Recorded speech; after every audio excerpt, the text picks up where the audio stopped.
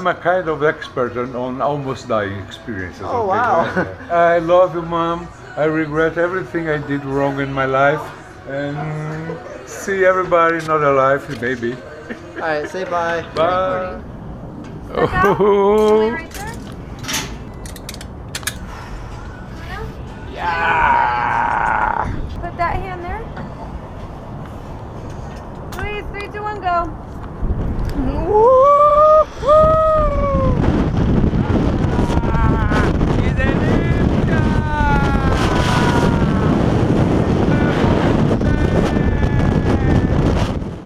Autor do livro Morte e Vida Positiva, natural de São Vicente, tem 60 anos. Toma sol sempre que pode e adora contar piadas. Vive com HIV desde 1989. Beto Volpi. O Joãozinho estava na escola e entrou no banheiro, só que ele esqueceu a porta entreaberta. Ele está lá se masturbando. E a professora passando no corredor viu e falou: que é isso, Joãozinho? Eu falei: ai, professora, a senhora não morre mais. Esse é o Beto Volpi. A veia cômica eu herdei do meu pai. Meu pai era um palhação, tudo, vivia fazendo graça.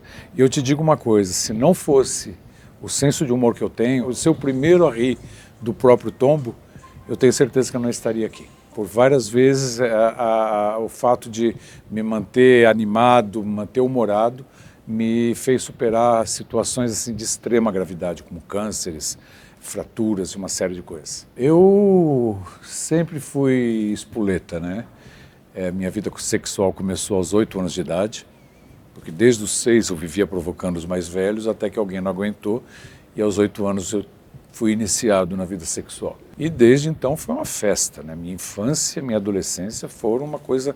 E era um barato, porque eram brincadeiras entre meninos sem consequência alguma. Para mim, sexo nunca teria consequência, a não ser aquele prazer que a gente tinha ali. Fui filho único durante 11 anos, aí nasceu meu irmão, o Kiko, da qual a gente tem muita saudade porque ele nos deixou bem precocemente. Ele tinha transtorno bipolar. Por 5 anos nós vivemos numa situação em que eu pedia: meu Deus do céu, por que o senhor não deu HIV para o meu irmão? O grande drama de um problema, de uma situação mental, é como é que uma mente doente se reconhece doente.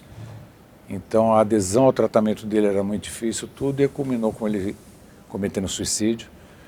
Isso já está indo para 15 anos, é uma situação que a minha mãe não se recuperou até hoje, então eu voltei a ser filho único, o filhinho da mamãe. Meu pai já se foi também. Eu tenho 3 grandes sonhos nessa vida. Um deles é a cura da AIDS, o outro é um sistema de saúde que funcione como deveria funcionar, e o terceiro é morrer depois dos meus pais.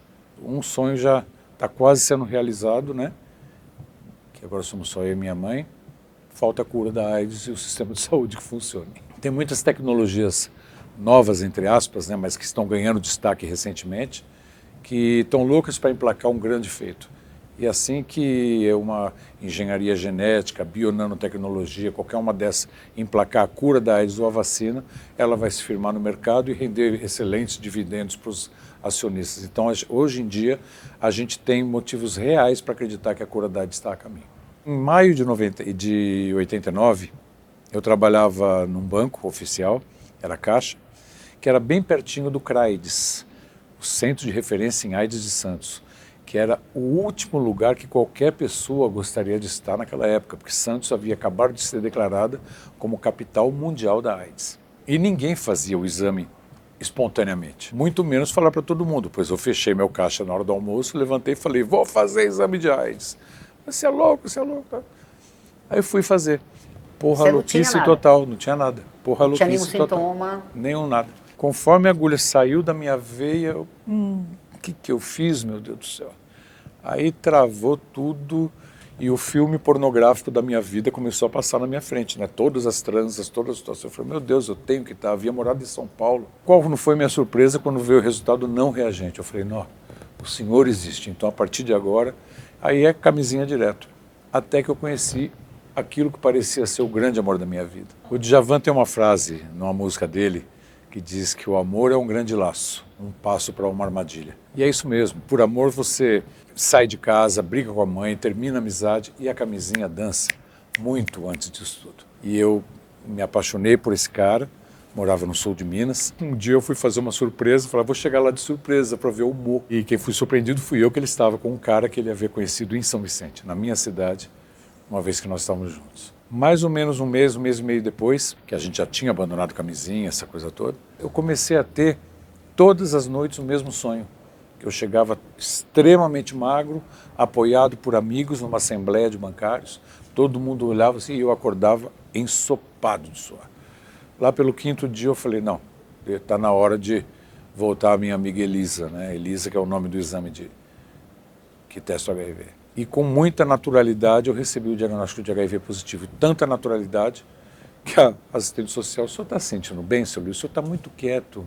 Não, está tudo legal, de uma certa maneira eu estava esperando por isso. E aí começou o grande dilema, né? O que eu vou fazer em casa? Como é que eu vou contar para os meus pais e para o meu irmão que eu vou morrer daqui a pouco? Na década de 80, a expectativa de vida era praticamente nula. Você não tinha esperança nenhuma, né? Mas eu tinha que contar para minha família que a gente sempre foi muito aberto. E eles iriam perceber alguma coisa. Eu chamei meu irmão, contei para ele na praia. Choramos muito, voltamos e à noite contamos para os meus pais. Minha mãe deixou cair uma única lágrima.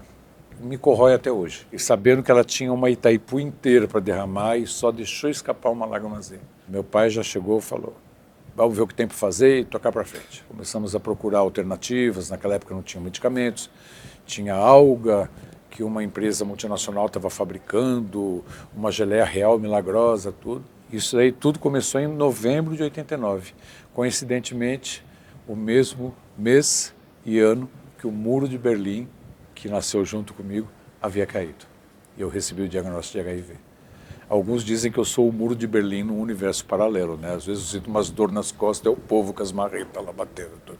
Até que em julho de 90, o Cazuza morreu. E com o Cazuza morreu a esperança de uma boa parte de nós que vivíamos com HIV. Porque ele ia para Houston, ele fazia tratamentos alternativos, tinha uma família poderosíssima, riquíssima.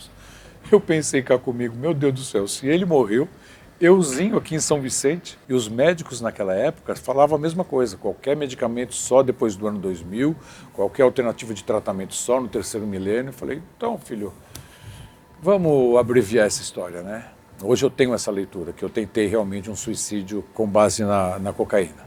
Né? Comecei a cheirar direto, beber bebidas horrorosas, baratíssimas e fazer todo tipo de loucura. Comecei aos finais de semana, depois era dia sim, dia não, aí começou a todo santo dia. E é um barato, né? Porque a multiplicação do HIV no nosso organismo é uma coisa louca. Por dia nascem cerca de 8 bilhões de HIVs. Num organismo que não esteja fazendo tratamento. Aliada ao excesso de química que eu estava jogando no meu corpo, a minha imunidade despencou vertiginosamente, chegou a praticamente zero.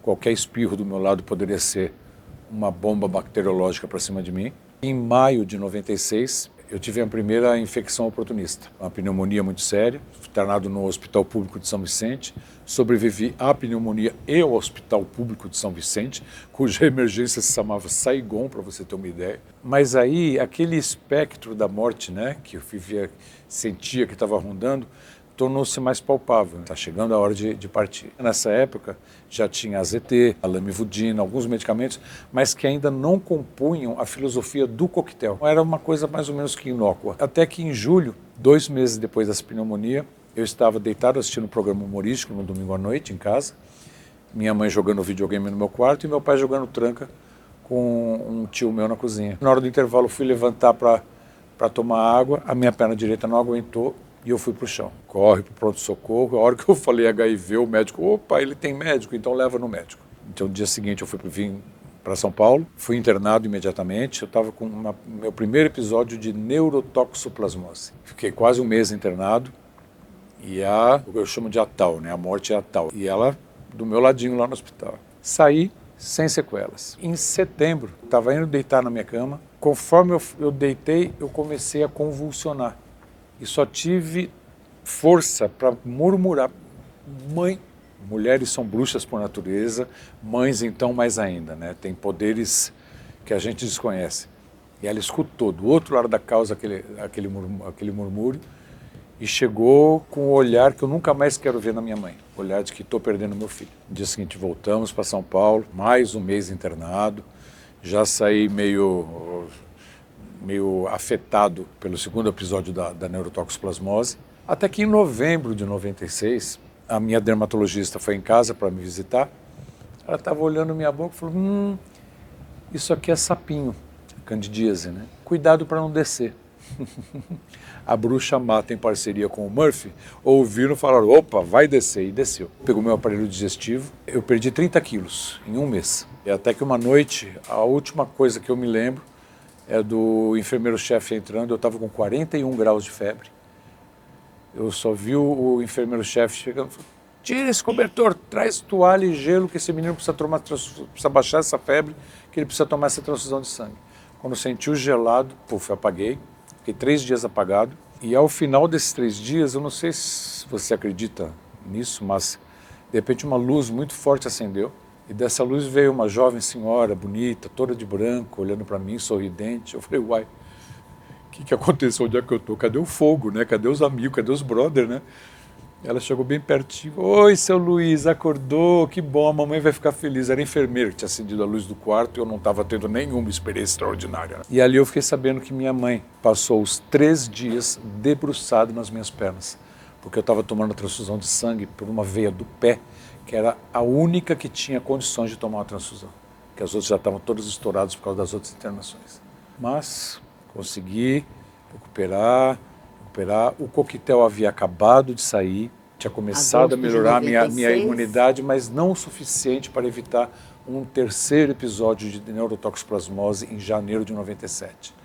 E esse veio para arrebentar. Fiquei totalmente paralisado do lado direito, não mexia nada, o que não me impedia de torcer pelo Santos na final do torneio Rio-São Paulo. É campeão! E essa foi a minha última infecção oportunista. O coquetel realmente funciona. A maior maravilha que já surgiu até hoje no universo da AIDS foi o coquetel antirretroviral, que começou a levantar a minha imunidade, melhorando, até que caiu a ficha e falou, não vou morrer disso, né? Aí eu entrei em depressão. Olha que louco. Eu entrei em depressão porque eu ia viver. Que eu estava com uma situação de deficiência bastante grave. Meu quarto cheirava fezes, urina e remédios e produtos de limpeza. Amigos, eu tinha, imagina, com cocaína, eu vivia rodeado de gente. Conforme eu caí na primeira internação, sobra dedo nessa mão, os amigos continuaram do meu lado. Isso por muito tempo me incomodou muito. Até que eu falei, caiu, eu falei, não, foi a melhor coisa que podia ter me acontecido. Esses são meus amigos. Aí fisioterapia, faço fisioterapia há 25 anos e eu tenho que fazer, senão não ando. Aí eu comecei a enfrentar os problemas com os efeitos colaterais do coquetel. E por eu ter tido acesso ao medicamento com alguns anos de antecedência ao SUS, eu comecei a ter as novidades. A primeira coisa que apareceu foi a lipodistrofia, que é uma desordem que acontece no fígado, redireciona a distribuição de gordura pelo corpo. O fígado passa a mandar mais gordura para o tronco e para o sangue, e a retirar a gordura dos membros e da face. Então começou a encovar minha face, meus braços emagrecendo, eu fazendo exercício que nem um louco e nada de ganhar, até que eu fui convidado para ir pela primeira vez no Encontro Nacional de Pessoas Vivendo com HIV/AIDS. Eu falei, vivendo com HIV? Que conceito estranho é esse? Eu sabia morrendo de AIDS, o único conceito que eu sabia era esse. E me veio esse de viver com HIV. Quando eu cheguei lá, 400 pessoas com HIV numa sala, eu falei, o que é isso? Aí começou a mudar a minha vida radicalmente. Foi nesse congresso que uma médica explicou o que era lipodistrofia, que até então eu não sabia. Mas ao mesmo tempo que eu fiquei sabendo disso, eu fiquei sabendo que existia um implante pioneiro no rosto, o polimetilmetacrilato, comumente chamado de metacril. Na hora fui para o Rio de Janeiro, só tinha 3 médicos fazendo esse procedimento no Brasil. Conforme eu vi meu rosto cheinho de novo, eu comecei a chorar que nem um louco, né? E eu voltei, minha identidade, minha carinha linda, tá? Carinha nova, isso já era 2003, estava feliz da vida, tinha melhorado bastante minha locomoção. Eu entrei num protocolo na UERJ, o UERJ você tem que falar com sotaque, né? O UERJ, e com um bioquímico e um personal trainer. Então fazia exercícios para hipertrofiar o corpo mesmo, para desenvolver, e uma dieta bem restrita com relação a gorduras e uma série de coisas. E estava melhorando minha vida bem legal. Até que em janeiro de 2003 eu comecei a sentir uma febrezinha no fim de tarde, febrezinha. Começou a vir fim de tarde, começo da noite, à noite. Minha imunidade estava muito boa. E o meu médico, que é uma maravilha, o Dr. Marcos Caseiro, que é uma sumidade no assunto, falou: Betão, isso aí tem tudo de linfoma, velho, mas tua imunidade está muito boa. Não é, não é. Eu imaginei o Dr. House riscando a possibilidade no flip chart. E aí foi piorando, a febre começou a ficar cada vez mais forte, tudo, até que estourou um nódulo aqui bem grande. Ele, já para biópsia. Aí eu estava com linfoma, um tumor, estava na medula, no pescoço, no pulmão, no fígado, no baço, no retroperitônio e na virilha. Eu falei, a minha cintilografia brilhava tanto que a gente nem montou árvore de Natal esse ano. Grudamos a minha cintilografia na parede, os presentes foi embaixo, tudo bem. Aí você pensa, né, caramba, AIDS e câncer. A cabeça dá uma pirada, né? E foi o primeiro câncer publicamente atribuído a essa segunda fase dos efeitos colaterais, que são as alterações metabólicas provocadas. Hoje sabe-se que não apenas pela toxicidade dos medicamentos, mas também pela ação do próprio vírus. Hoje a ciência sabe que a simples presença do HIV no corpo provoca uma aceleração de metabolismo, o que traz o envelhecimento precoce. Segundo um estudo bem grande da Itália, feito com mais de 5.000 pessoas, na faixa dos 50 anos, que fazem tratamento há pelo menos 15, acorrem aos consultórios com problemas que são característicos de 70, 80 anos. O que explica minha catarata aos 48 anos, minha disfunção erétil desde os 38, minha osteoporose severa. Gente, eu sou homem, castanho, jovem. O que eu estava fazendo com uma osteoporose que foi diagnosticada com uma fratura no quadril, na perna? Eu me lembro de você em congressos colocando o fêmur na mesa dos médicos e dizendo, então, qual é a resposta que os senhores têm para isso? E além disso, 3 ministros da saúde, eu falei, tá sabendo o que é isso aqui, seu ministro? Isso aqui não é vômito, não é diarreia, não, isso aqui é efeito colateral. Comecei a fazer a quimioterapia, inclusive foi nessa quimioterapia que teve um grande exemplo da importância do humor. Eu estava com o meu cabelão comprido, aí chegou a enfermeira cheia de tubo, oi, seu Luiz, e aí, vai cortar o cabelo quando? Eu falei, precisa? Falaram para mim cair tudo sozinho. Quando você joga o humor em qualquer situação complicada, você dissipa aquela névoa que o medo provoca, que faz com que você veja somente o problema. Você nunca teve muito medo de morrer? Já tive, mas hoje eu não tenho. Por incrível que pareça, eu agradeço demais o HIV por ter mudado minha vida. Eu não era uma pessoa do mal, mas eu era uma pessoa absolutamente leviana. Era minha camisa, meu carrinho, meus amigos, meu drink, meu leonino, né, meu bem? Imagina. Conforme o HIV começou a me confrontar com situações limite, com situações extremamente graves, e principalmente quando nós fundamos a ONG Ipupiara, em 99, o foco da minha mente mudou completamente. Saiu do umbigo e foi para o meu redor. Eu digo que eu sou uma pessoa feliz porque eu descobri o sentido da vida, pelo menos da minha vida. A vida mostrou muito claramente por que é que eu estava tendo tantos problemas, né? E usando esses problemas em prol de uma luta do controle social e tudo isso. O que te levou a fundar o Ipupiara? Eu estava assistindo um programa de TV regional, lá do litoral de São Paulo, e o secretário de saúde do Guarujá estava falando de um projeto deles em que pessoas com HIV que haviam superado dificuldades aconselhavam pessoas que estavam enfrentando dificuldades com o tratamento. Eu falei, né? Eu passei por dificuldades, superei, gosto de falar um pouquinho, né? Procurei o serviço de São Vicente. Nós temos um grupo que funciona às quartas-feiras, que é o dia de exame de sangue. Aliás, uma estratégia super interessante, porque o perfil de São Vicente é uma cidade muito pobre. As pessoas faziam o exame de sangue a partir das 7 horas, e ficavam para tomar o café da manhã, que era servido às 9. E nesse meio tempo rolava um grupo. E eu sempre com informação da internet, batendo papo, tudo, até uma hora que... Pum! Aí perguntei para o psicólogo, tem alguma ONG em São Vicente? Não. Aí nasceu o Ipupiara, fundado por pessoas que vivem com HIV lá de São Vicente, em outubro de 99. Nós sempre tivemos maioria de pessoas com HIV na diretoria, nunca tivemos exclusividade. Quando você procura um conselho de saúde, quando você argumenta, tudo é outra coisa. Fomos a primeira ONG a trabalhar de forma programática os efeitos colaterais, com psicólogo, com educação física, academia, uma série de coisas. Nós somos, eu acredito que a única instituição governamental ou não governamental da luta contra a AIDS a defender uma tese no STF. Em prol da saúde pública. Então tem motivos de sobra para a gente se orgulhar do trabalho que a gente realizou, mas que infelizmente chegou a seu fim. Não foi por causa dos 8 assaltos que a gente sofreu em 6 meses, não foi por causa da falta de verba por 3 anos, tudo isso com muito amor a gente consegue tocar. Mas as pessoas começaram a chegar a falar, ai, vocês fazem um trabalho tão bonito, eu queria ser voluntário, quanto que eu vou ganhar? Lei do voluntariado, não posso te dar nem vale transporte que configura vínculo. A pessoa ia embora, não voltava. Aí comecei a encher o saco, comecei a mandar as pessoas para aquele lugar fazer aquilo, falei, não.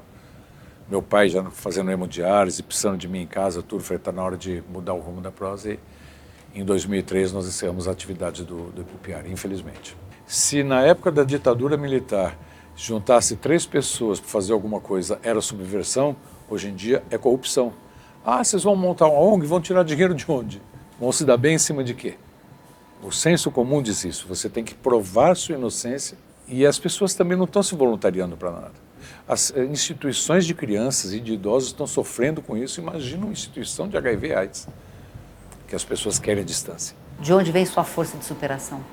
Olha, muito vem do meu senso de humor, né, de não deixar a peteca cair, não cantar a derrota antes da hora, sempre acreditar que vai ter uma saída, não se deve entregar os pontos. É como se diz o jargão do futebol, o jogo só termina quando acaba.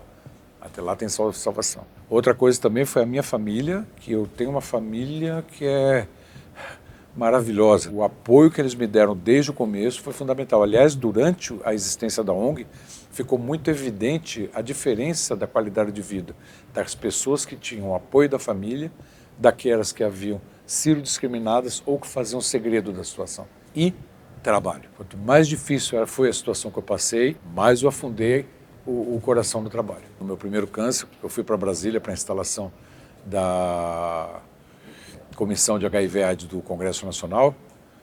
Eu estava com uma depressão terrível, estava entre a minha 2ª e 3ª sessão de quimioterapia, justamente no momento em que meu então companheiro de 4 anos me trocou por outro, que era do movimento, que na frente de todo mundo do movimento, quer dizer, foi tudo errado, entrei numa depressão terrível, eu via tudo cinza, eu lembrava com meu irmão, que eu falava dos episódios depressivos dele, do transtorno, ele não conseguia ver cores, tudo, e eu tive uma rápida experiência disso. Então o trabalho me ajudou muito. Os médicos precisam escutar mais vocês? Sim, sem dúvida nenhuma, principalmente porque a AIDS ainda é uma novidade. Ela está sempre apresentando novidades. O tratamento está mais fácil de ser feito, mas há alguns efeitos, por exemplo, recentemente a demência virou a estrela da moda. As pessoas com HIV estão desenvolvendo demência por conta do envelhecimento precoce. A gente brigava muito por isso, né? Por uma interação maior da sociedade brasileira de DST/AIDS com os movimentos sociais, mas isso nunca foi para frente. É uma pena, porque eu acho que ambos os lados têm muito a ganhar. Tanto nós, na melhoria na qualidade do atendimento, quanto os médicos, por aperfeiçoar seu conhecimento com a visão do outro lado da moeda. Num congresso em São Paulo, que compusemos uma musiquinha, né? Se você pensa que AIDS é gripe, a AIDS não é gripe, não. A gripe dá um trabalhinho, a AIDS dá um trabalhão, né? Aí eu viro um médico, mas é igual uma gripe hoje em dia. Existe muito demérito por parte de muitos médicos com relação à situação das pessoas com HIV e à própria situação da epidemia. A AIDS não é igual a nenhuma outra patologia. Porque ninguém vai julgar você se você tiver um câncer, se você for cardiopata, se você tiver um diabetes, mas se você tiver HIV... Interessante uma situação que aconteceu com uma amiga da minha mãe, lá em São Vicente. Ela foi abandonada pelo marido e tal. Ela começou a emagrecer e alguém soltou o boato que ela estava com HIV. Ela foi isolada da igreja que ela frequentava, tudo assim, ninguém... Até que descobriram que era câncer. Ai, Laura, querida, aquele bando de hipócritas, né? Existe um estudo da USP de 2004 que revela que mais de 90% das mulheres que tiveram diagnóstico de câncer de mama desenvolveram sintomas análogos ao estresse pós-traumático. O que dirá o HIV, né? Que ainda por cima carrega toda essa carga de estigma sexual em cima dela. Uma vez nós estávamos num congresso em Brasília, em 2010, um grupo de ativistas perto do estande do Ministério da Saúde, que estava lançando o teste rápido. E nós vimos sair um rapaz, camisetinha da ONG, bolsinha do Congresso, andando que nem uma barata tonta. O que foi? Acabei de saber que eu estou com AIDS e vou morrer. O cara tem tudo que é informação, o cara é voluntário de uma instituição. Nessa hora, por mais que tenha evoluído tudo nesse mundo, o chão abre. Você se depara com o incerto. Quantos remédios você chegou a tomar? Por dia, acho que uns 40, na época brava. Hoje eu tomo, do coquetel contra o HIV, eu tomo 3 por dia. Agora eu tomo remédio para arteriosclerose, osteoporose, hipertensão, colesterol, triglicérides, diabetes, refluxo. Quer dizer, eu tomo uma batelada de medicamentos para outras coisas. A entrada dos antirretrovirais trouxe outra visão. Totalmente. Outra possibilidade. Sim, você deixa de ter expectativa de vida para ter expectativas na vida. Você passa, opa, vou me planejar, quem sabe ano que vem vou para não sei onde, né? Vou planejar, fazer um curso, fazer uma faculdade. Está vivo. Continua vivo, tá? Está fazendo coisas e tudo mais. Por que é que ainda é tão difícil viver com HIV? Um deles é o preconceito, né? Muita gente morre por causa do preconceito. Eu lembro quando nós fomos premiados pela Soroptimist International de São Vicente e a diretoria das moças lá foi fazer uma visita na ONG. E a gente tinha acabado de ter uma reunião daquelas de comida de rabo, que sai todo mundo da reunião procurando trabalho para fazer. E chegaram as mulheres nessa situação. No meio da caminhada apresentando a ONG, a decana delas parou e falou, espera só um pouquinho. Eu falei, não, pelo amor de Deus, não vai morrer aqui, que aí é que a gente vai ficar famoso na cidade, né? O que a senhora está sentindo bem? Eu estou em choque, filho, porque eu vim aqui, eu passei 2 semanas me preparando para visitar vocês, imaginando que eu ia encontrar uma realidade que eu estou vendo que é completamente diferente, está todo mundo correndo atrás das coisas e tal. Eu falei, esse é o nosso grande problema. Discriminação e achar que a vida já acabou para a gente. Agora, temos que relativizar o problema do nosso sistema único de saúde, né, meu bem? Que muitas pessoas não têm um atendimento com o médico correto, às vezes é com um médico que não tem nenhuma experiência no assunto. Houve uma época que era frequente a falta de medicamentos. Então, a gente se depara ainda com uma série de entraves, de dificuldades, que espero que acabe com a cura, né? O que você fala para a moçada que te procura pedindo acolhimento? Nessas horas eu abuso do direito de ser leonino e falar na primeira pessoa. Passei por isso, estou aqui vivo. Hoje em dia tem tratamento, hoje em dia tem remédio, hoje em dia tem conhecimento. Hoje em dia nós temos redes de pessoas vivendo com HIV que estão aptas a te acolher. Tem a rede de pessoas com HIV, tem as cidadãs positivas, tem a rede de jovens e adolescentes com HIV, tem a rede de trans. Quer dizer, tem um monte de alternativas para você se segurar e se sentir acolhido. Procure uma rede, procure um núcleo. Nós estamos organizados em todo o Brasil. O fato de estar cercado por pessoas que enfrentam o mesmo problema, isso dá um suporte bem interessante, não vai resolver esses problemas, mas vai fazer com que você se sinta mais confortável a ponto de tomar atitudes e decisões mais acertadas, né? Não saia contando para todo mundo, conte apenas para as pessoas que podem fazer diferença na sua vida, né? E viva a vida, querido. Viva a vida com a maior intensidade possível dentro da segurança. Falta mudar o olhar que se tem em relação ao estigma e à discriminação. O que tem que acontecer para isso mudar? Talvez extinção, né? Uma extinção da espécie humana dá uma chance para uma outra espécie pegar o lugar da gente como criatura dominante nesse planeta. Que eu não estou vendo, infelizmente, eu não estou vendo muitas alternativas. E aí você está vivenciando uma pandemia dentro de outra pandemia. E aí? Eu fiquei com mais medo dessa do que do HIV. Um HIV que dá pelo ar, pelo amor de Deus, né, meu bem? Não, né? E é louco, né? Porque a taxa de utilização de máscara chegou a 93%. Se a gente tivesse essa taxa de utilização de camisinha, tantas vidas teriam sido poupadas com relação à AIDS, né? Infelizmente não foi. Eu aprendi isso com a AIDS e reforçou com a perda do meu irmão. Nada nos pertence. A única coisa das quais a gente é proprietário nessa vida são as nossas atitudes. Nem pensamento. O que a gente fez, isso ninguém tira.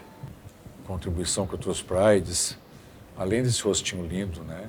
Maravilhoso, essa cutis de pêssego maravilhosa, eu acho que eu entrei com não querendo fazer um trocadilho, mas com essa positividade, essa maneira proativa de ver a vida.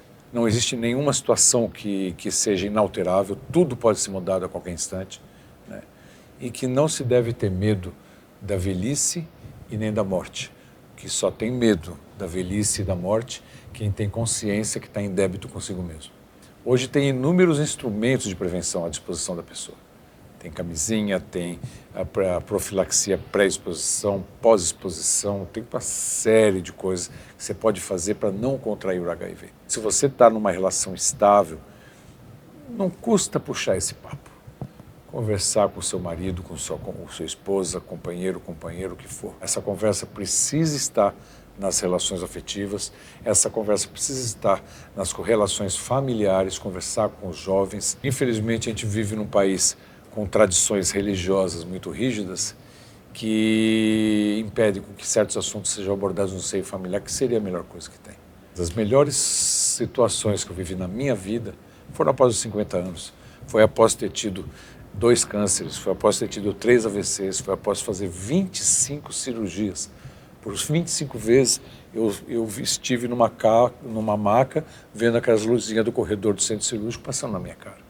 E foi depois disso tudo que eu fui para o Egito, que eu fui para Las Vegas, que eu defendi uma tese no STF, que eu escrevi um livro, que eu me reconheci como ser humano, que eu estou sendo pai, eu tenho minha cachorrinha linda, que é minha filha, ninguém disse que não é minha filha.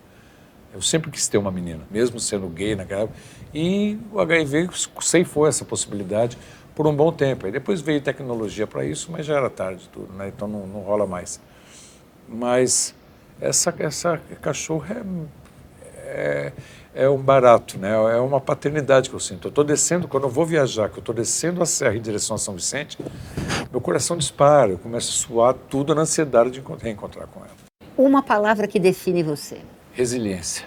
Eu aprendi a pegar as dificuldades, colocar no liquidificador com um pouquinho de tequila, um limãozinho, um sal, vamos beber a vida de canudinho. A arte de sorrir cada vez que o mundo diz não. E é por aí. A vida vale a pena por quê?